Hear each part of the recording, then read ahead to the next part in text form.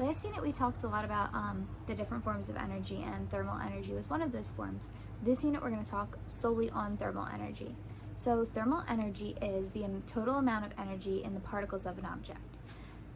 We determine how much thermal energy an object has based on two factors.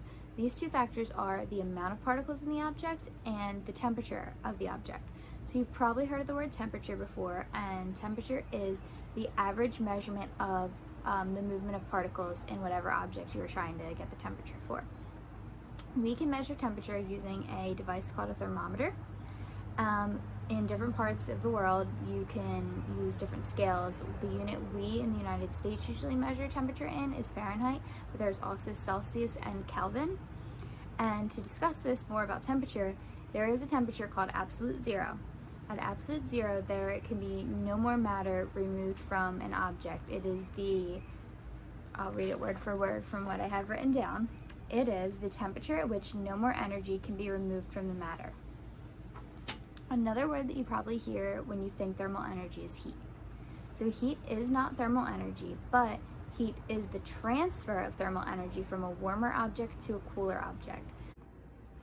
Now that we know the two factors that determine thermal energy are temperature and the amount of particles in an object, let's see if we can figure out which of these glasses of water has more thermal energy.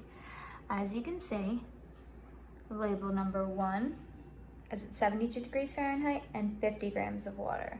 Number 2 is at 72 degrees Fahrenheit and 100 grams of water. They have the exact same temperature, but they have different amounts of particles.